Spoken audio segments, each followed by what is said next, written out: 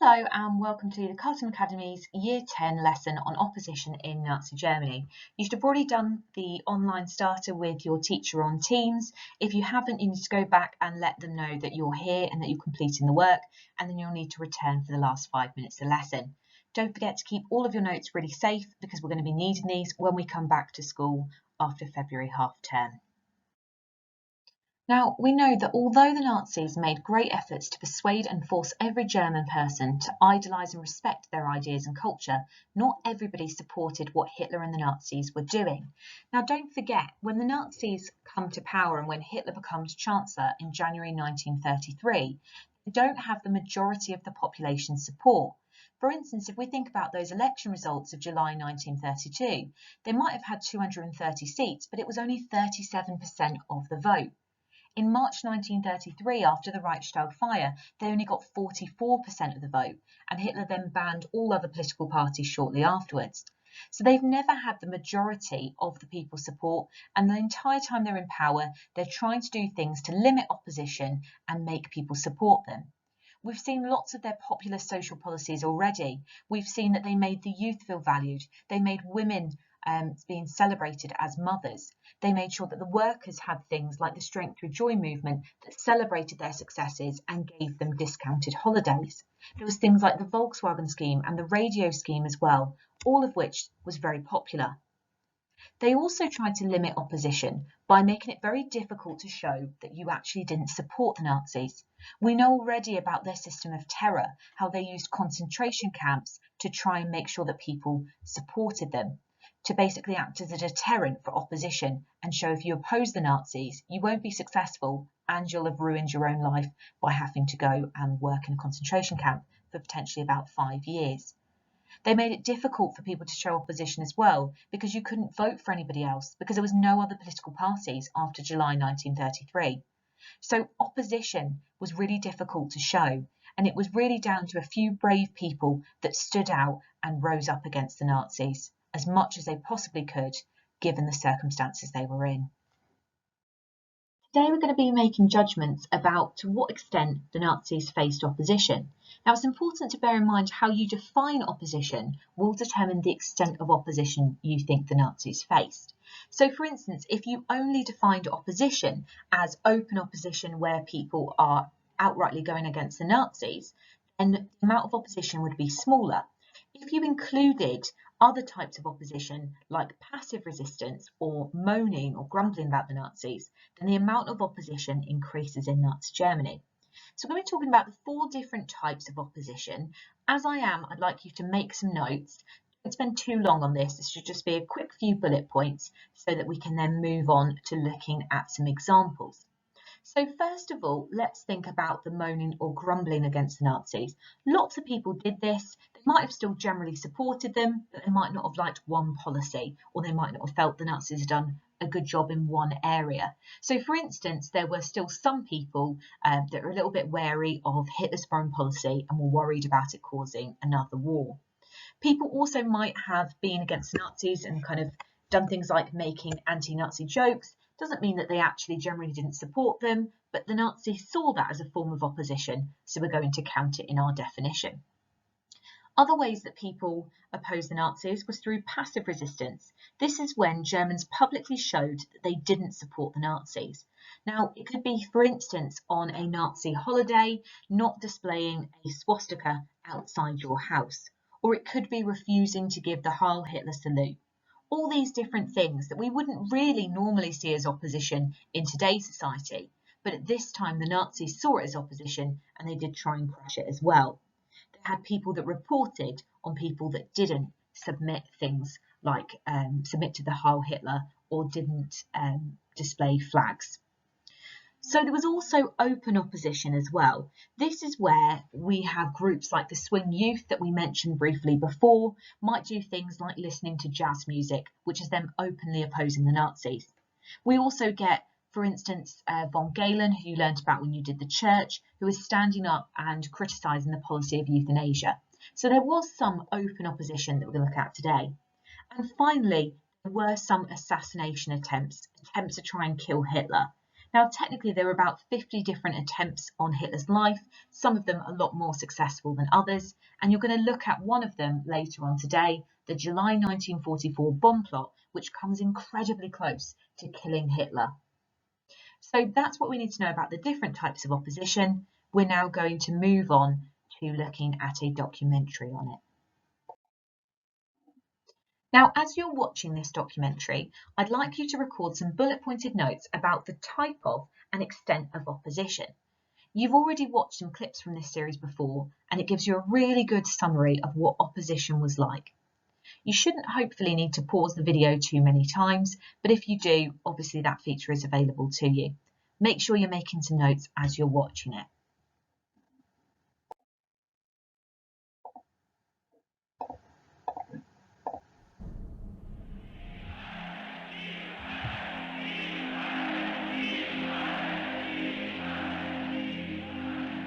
For 11 years now, drunkenness on a scale beyond measuring, which will be followed by the most horrible hangover the world has ever known.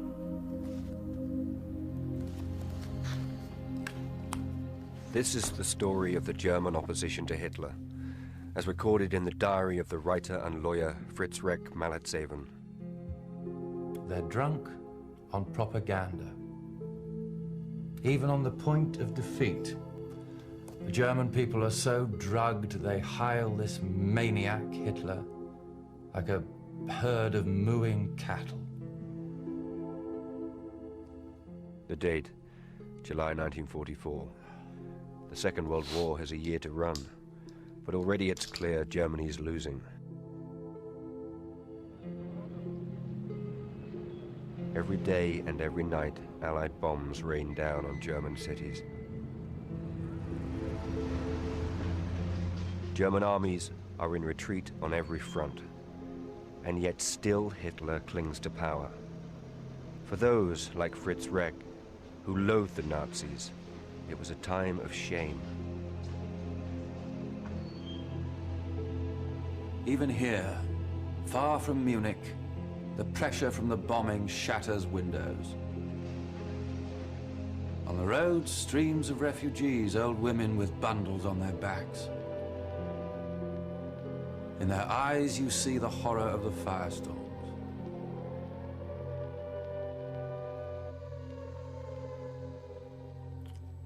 But why should Herr Hitler worry?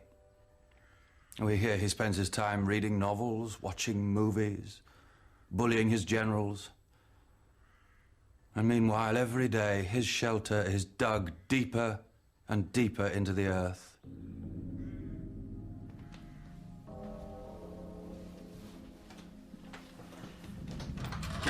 Reck's dream was that one day the German people would see their mistake and defeat Nazism from within. But time was running out.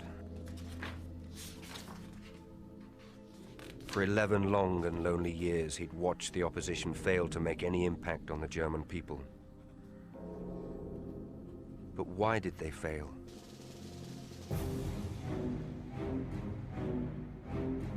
Terror is the best political weapon, for nothing drives people harder than a fear of sudden death.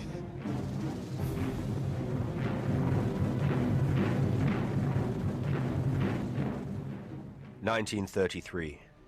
Hitler destroys all organized political opposition. The Communist and Social Democratic parties banned. The trade unions which spoke up for workers banned. Their leaders beaten up, arrested, imprisoned in concentration camps. At a stroke, Hitler had made powerless those men and women most likely to lead protest against him.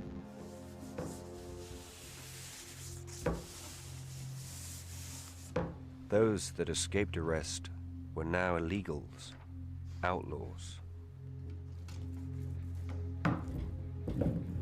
We were in constant danger. We couldn't go to the law. There was no law. What could we do?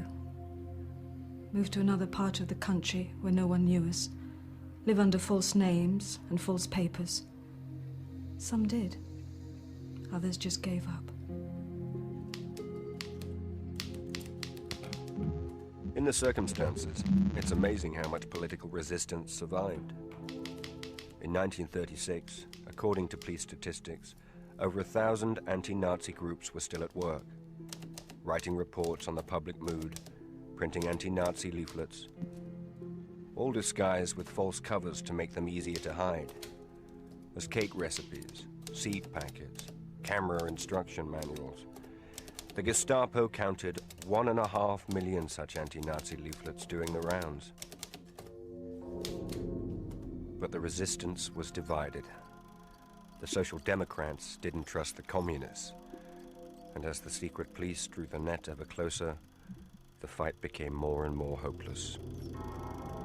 Can we seriously harm the Nazis, fly posting, or painting slogans on walls, or stealing and hiding a gun or two? Does it change enough to make the risk worthwhile? People think it's romantic to battle with the Gestapo, but it's not. It's suicidal. Fritz Reck never actively resisted, but writing a diary was treason enough, keeping an ear to the ground on his country estate, recording the public mood. Again and again, my friends warn me about my writings. I ignore them. I must record what's happening here in Germany. And so, night after night, I hide this diary deep in the woods, always alert in case I'm seen, always changing my hiding place. Do you have any idea what it's like to live like this? No human rights, always under threat that someone might turn you in at any time. And this total, desperate lack of opposition. It's that more than anything that makes our life here so unbearable. At most, all those like Reck could do was lodge a quiet protest. There were ways. The Nazis wanted conformity.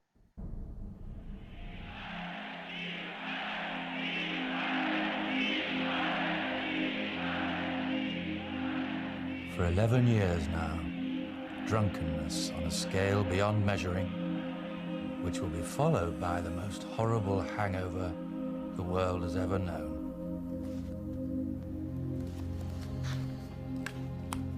This is the story of the German opposition to Hitler, as recorded in the diary of the writer and lawyer Fritz Reck Malletseven.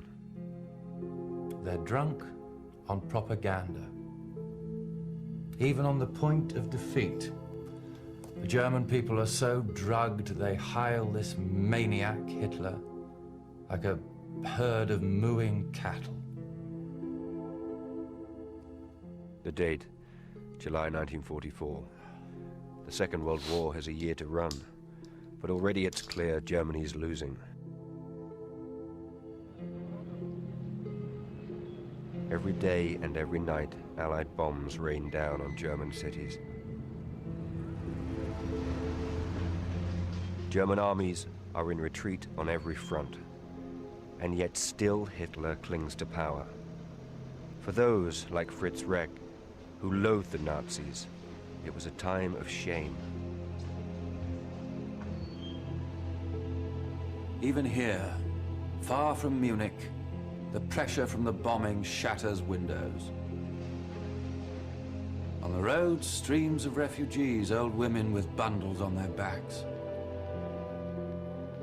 In their eyes, you see the horror of the firestorms.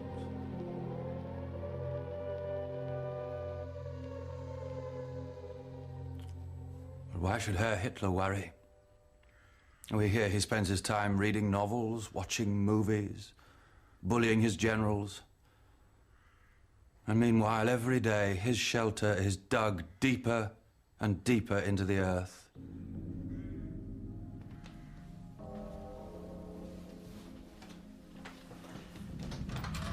Reck's dream was that one day the German people would see their mistake and defeat Nazism from within. But time was running out. For 11 long and lonely years, he'd watched the opposition fail to make any impact on the German people. But why did they fail?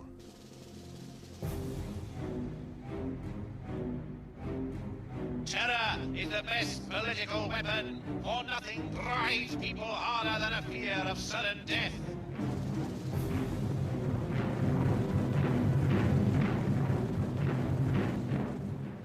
1933. Hitler destroys all organized political opposition. The Communist and Social Democratic parties banned. The trade unions which spoke up for workers banned. Their leaders beaten up, arrested, imprisoned in concentration camps. At a stroke, Hitler had made powerless those men and women most likely to lead protest against him.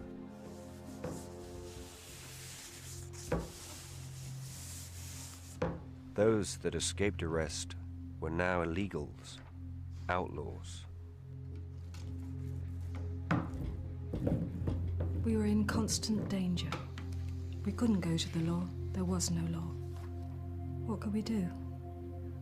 Move to another part of the country where no one knew us. Live under false names and false papers. Some did. Others just gave up. In the circumstances, it's amazing how much political resistance survived. In 1936, according to police statistics, over 1,000 anti-Nazi groups were still at work, writing reports on the public mood, printing anti-Nazi leaflets, all disguised with false covers to make them easier to hide, as cake recipes, seed packets, camera instruction manuals. The Gestapo counted 1.5 million such anti-Nazi leaflets doing the rounds. But the resistance was divided. The Social Democrats didn't trust the Communists. And as the secret police drew the net ever closer, the fight became more and more hopeless. Can we seriously harm the Nazis, fly posting, or painting slogans on walls, or stealing and hiding a gun or two? Does it change enough to make the risk worthwhile? People think it's romantic to battle with the Gestapo, but it's not. It's suicidal. Fritz Reck never actively resisted, but writing a diary was treason enough, keeping an ear to the ground on his country estate, recording the public mood. Again and again, my friends warn me about my writings. I ignore them. I must record what's happening here in Germany. And so, night after night, I hide this diary deep in the woods, always alert in case I'm seen, always changing my hiding place. Do you have any idea what it's like to live like this? No human rights, always under threat that someone might turn you in at any time. And this total, desperate lack of opposition. It's that more than anything that makes our life here so unbearable. At most, all those like Reck could do was lodge a quiet protest. There were ways. The Nazis...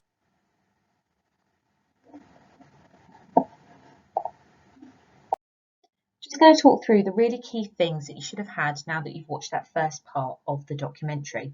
So first of all, you should have something down about the popularity of the Nazis. We know that they didn't have more than 50% of the vote in 1932 and 1933, but over time they became increasingly popular because of all those policies that we looked at before, because they'd done things like ended the Great Depression and got many Germans back to work.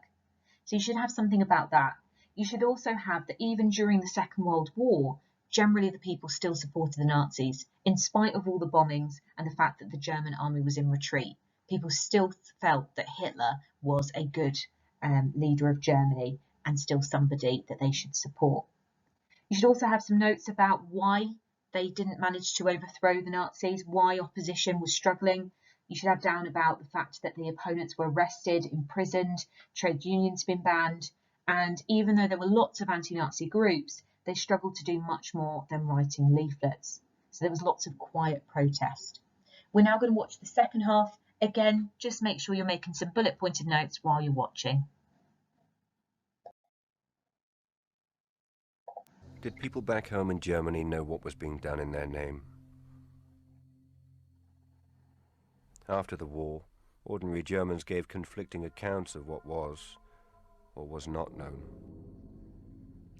We had problems of our own. The war, the day-to-day, grabbed us like a prisoner. If we heard rumors, it was a very distant thing.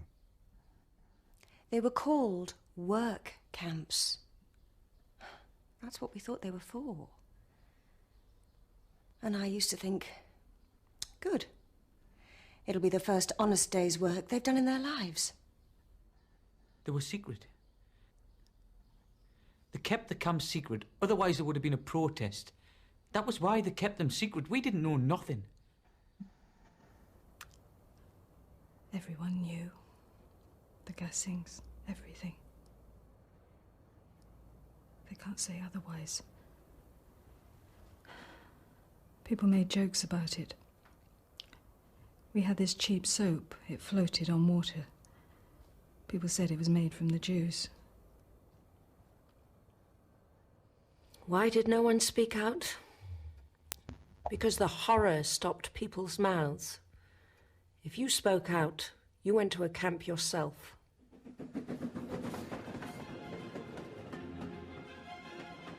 Hans Scholl was one of those few exceptional Germans brave enough to take the risk. The only pictures that survive show him as a young student at Munich University. It was there he'd learned to hate Nazism, how it crushed individual freedom. In 1942, with a small group of student friends, he began to print leaflets in secret.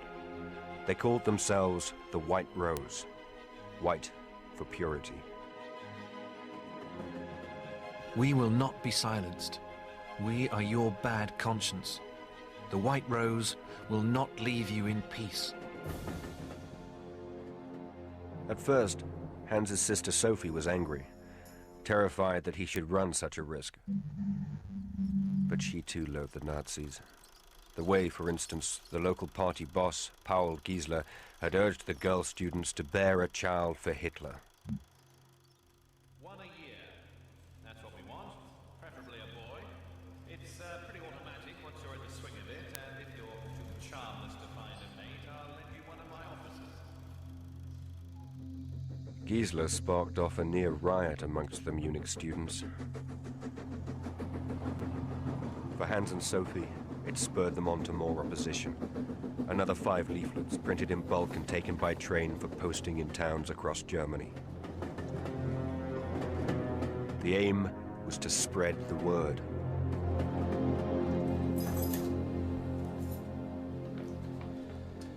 In the name of the German people, we demand of Hitler the return of our most valuable possession, freedom.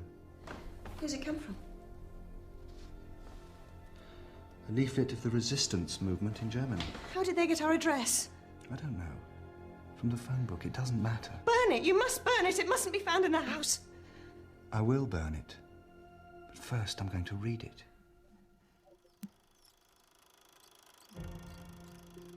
On February the 18th, 1943, Hans and Sophie were spotted in the empty university, showering leaflets down the central stairwell. They'd known the risks. Sophie had said just days before, "So many people have died for this regime. It's time someone died against it." They were arrested, tried, and beheaded for high treason. I never saw these 2 young people. I heard only bits and pieces of the story broadcast from London. But the importance of what I heard, I could hardly believe it. This is the BBC Home and Forces program. The Scholls are the first in Germany with the courage to speak out for the truth. One day we must all make a pilgrimage to their graves and stand before them, ashamed. The aircraft of the Coastal and Bomber Commands have carried out day and night attacks on the port of Brest and on enemy shipping there. 1943 was the war's turning point. The German army was retreating in Russia and Africa, and the carpet bombing of German cities had begun. Propaganda Minister Goebbels talked of a new kind of war demanding total sacrifice. Would Germany fight total war? But in reality, the Nazis were slowly losing control, and the atmosphere shifted accordingly. Suddenly people walk straighter, their faces shine. Everyone senses a ghostly hand has nailed the Nazis' death warrant to the wall. And what do we find? Petty party officials sniffing which way the wind's blowing, saying Grüß Gott again instead of Heil Hitler. Nazi school teachers back in church. The swastika disappearing from coat lapels. The women's leader quietening down.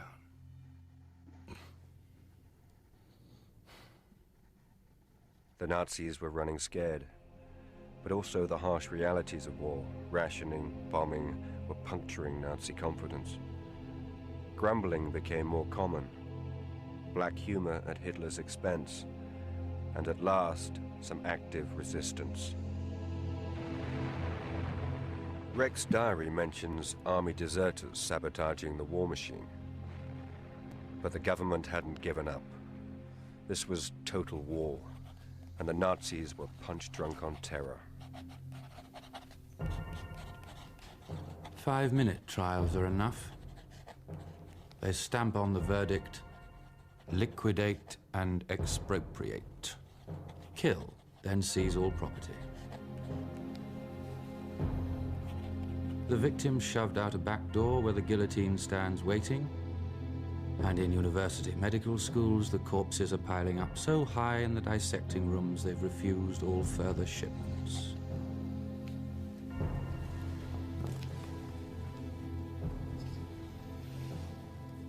And still the war dragged on, week after week, with every week another 30,000 murders in the death camps.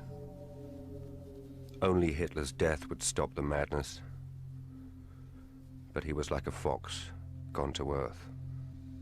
As Reck had so despairingly put it, why should Herr Hitler worry? Every day his shelter is dug deeper and deeper into the earth.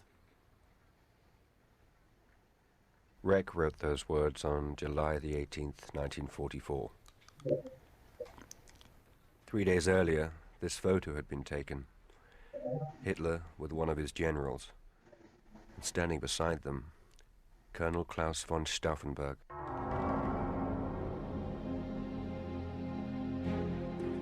On July 20th, Stauffenberg put a bomb in a briefcase under a map table just a few feet from Hitler.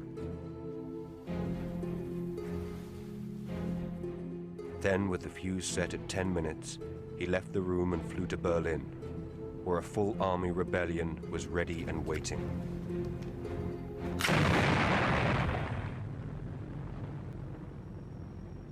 But the bomb plot failed. Hitler, shielded by the wooden leg of the map table, survived the blast. God guarded and protected the Führer. God did not desert Germany in its fateful hour.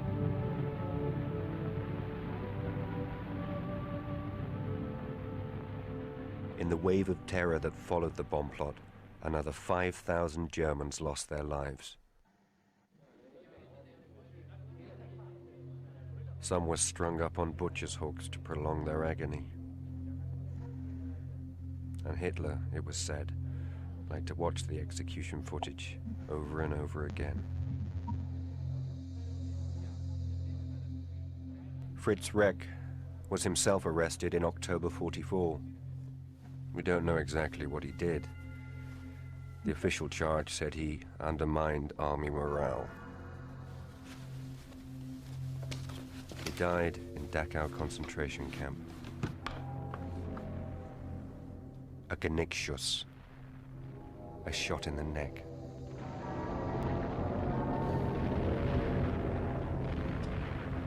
You, up there, I hate you, waking and sleeping.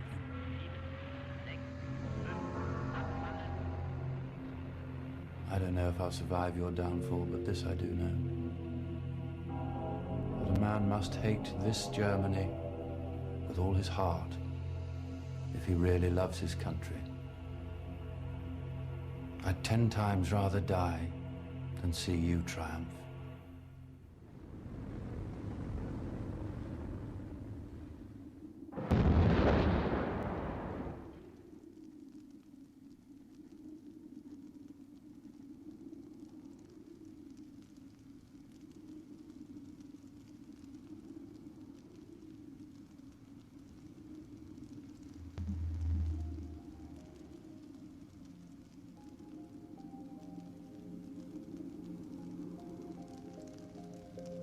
This is London calling. Here is a news flash.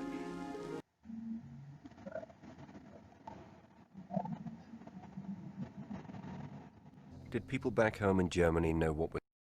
Hopefully you managed to get down lots of key points there about the types of opposition that the Nazis faced in Germany. So what we're going to need to do is to make a page of revision notes that we'll be able to use in the run-up to exams.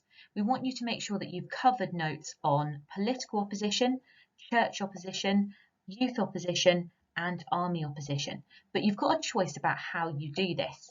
Now, if you want to do a quick version, you can use the information that is on this slide. So you can make your own spider diagram with the 4 headings that I've highlighted there. If you want a better copy of this, where it's perhaps easier to see, you can go on Show My Homework and your teacher will have uploaded this copy so that you can use it. If you want to do it in a bit more detail, especially if you're aiming for a grade 7, 8 or 9 at GCSE, you might instead prefer to make your notes from the next few slides where I've put it in a lot more detail and given you some extra information there. It's up to you, you could even combine them both. If you have a printer, you could even print out this copy that you see here and then annotate and add some extra information from the other slides that are coming up in a second. So if you are just using this copy, you're going to want to pause it here to be able to complete your spider diagram. If you want to use more detail, you can use the rest of the slides that are coming up shortly. Remember though, you all need to be back with your teacher for the last 5 minutes of the lesson. So if you're doing the more detailed version for grade 7 to 9, you might want to make notes using this information, which is a lot more detailed than what was on the previous slide. So you've got information here about why did they oppose the Nazis, how did they oppose the Nazis, this is really important here, and then you also might want to make some notes about how effective that opposition was. Make a judgment, think about was it very effective, effective only to an extent, what would you say and why? So pause the video here to make some notes on political opposition if you're doing the more detailed version. Okay, same for the church opposition. Again, this is the more detailed version for those people that want grades 7 to 9. The idea is that you'll pause the video in a second and then you can make some notes for your spider diagram about why the church opposed the Nazis, how did they oppose them? Remember, you've got to break it down into the Catholics and the Protestants. And then also you'll want to think about how effective was that opposition. That bottom bit there about how effective is really important to get those grades 7 to 9 because you need to be making reasoned judgments based on the evidence in front of you. So pause the video here to make notes if you're doing the more detailed version. The next area you need to know about is youth opposition, something that we mentioned briefly when we looked at the youth already. So again, you want to write down why did they oppose the Nazis.